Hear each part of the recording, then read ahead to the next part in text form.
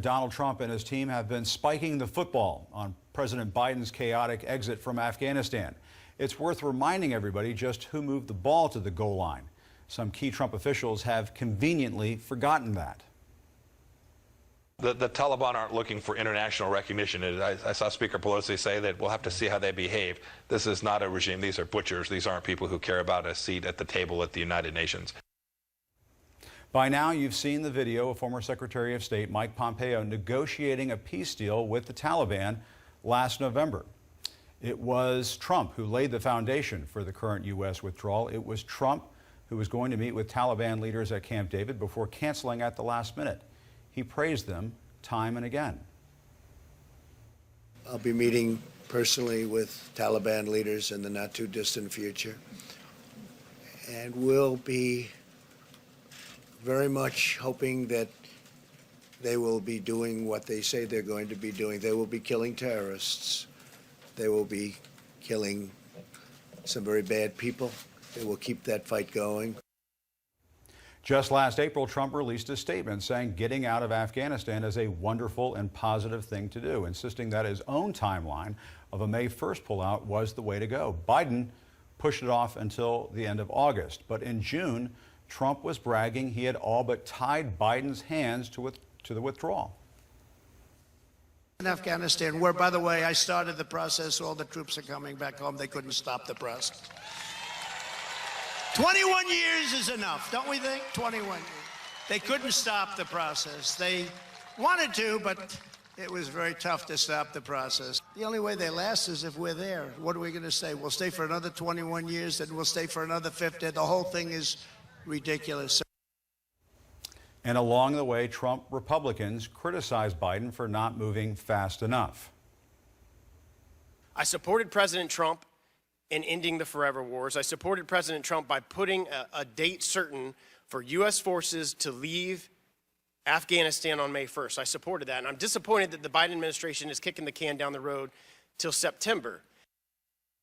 Then there were the officials who helped craft the peace deal and were brushing off concerns of a speedy Taliban takeover.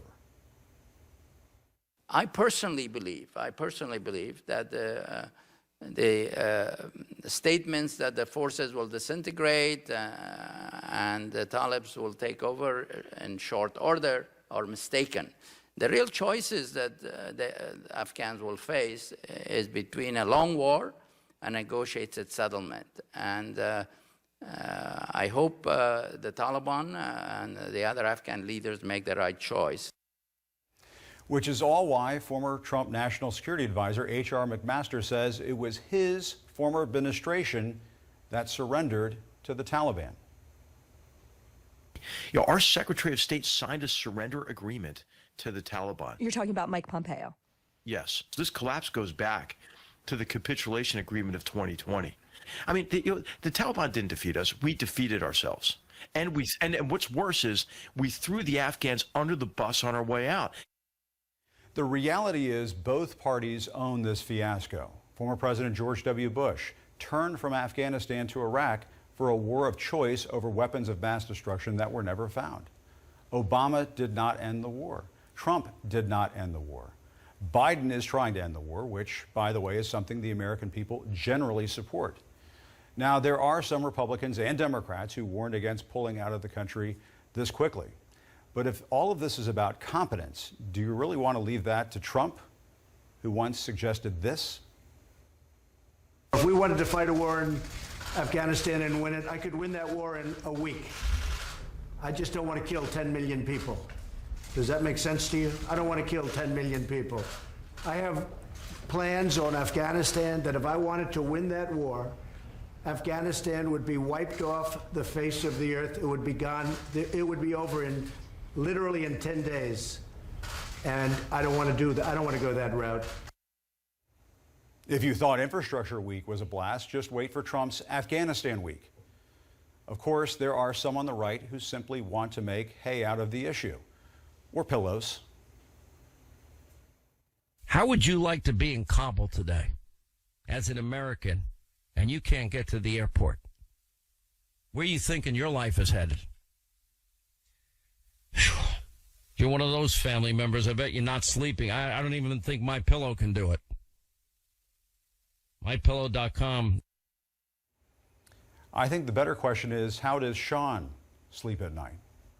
But I digress. The pictures of Afghans clinging to military planes are not what riles up the Fox audience. It's these images of Afghans loaded onto those planes. Is it really our responsibility to welcome thousands of potentially unvetted refugees from Afghanistan? All day we've heard phrases like, we promised them. Well, who did? Did you? You think Trump was going to bring all of these Afghan partners back to the U.S.? Let's ask one of the architects of Trump's immigration policy.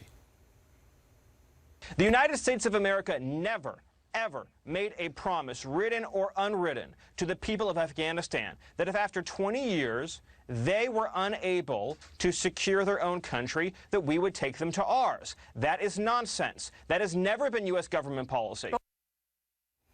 And leave it to Tucker Carlson, Fox's Ayatollah of paranoia, to take it one step too far.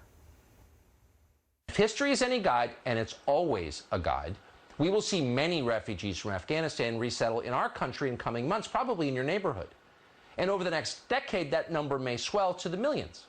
So first we invade, and then we're invaded. Or as another pro-Trump propagandist put it, raise your hand if you want this plane landing in your town.